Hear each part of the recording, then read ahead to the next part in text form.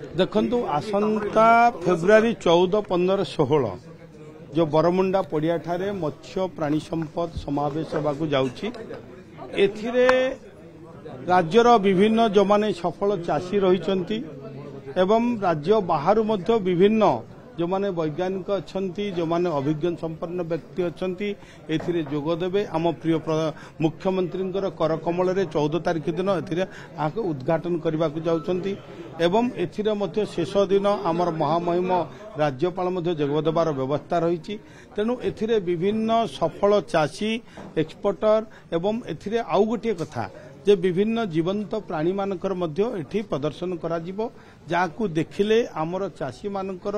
सेमानकर उत्साहित हेबे एवं तांकर आग्रह बढ़िबो आमर प्रिय मुख्यमंत्री जो रही स्वप्न जे विकसित ओडिशा करबा पई आकू एई दिगर मध्य आमर विभाग ग्रामांचलर जो मान रही मत्स्य चाषी प्राणीपालक एवं कृषक सेमानंकु अर्थनैतिक क्षेत्र में आगो को केमती बढ़ी पारिबे स्वावलंबी हो पारिबे एवं एई दिगरे मध्य प्राणी पालन करी सेमाने अर्थ उपार्जन करिबे युवपीढ़ी माने सेई दिगरे मध्य एठी आलोचना करिवार व्यवस्था रही। सर जो कथा बोलले ओमफेड को चाषी मान को अधिक टंका दवा पे व्यवस्था कराउछि ना एमती प्राइवेट ऑर्गेनाइजेशन मान को से माने क्षीर दे देबे अधिक मूल्य पाया लोगरे नहीं देखंतु प्राइवेट किए नौछि न नौछि जान्ने ओडी हमर ओडिसार जोटा मु कहिछि ओमफेड होछि हमर अस्मियता ओमफेड को आमे आगो को किपरि आउरी अधिक सुदृढ़ करबा ताकू अधिकरु अधिक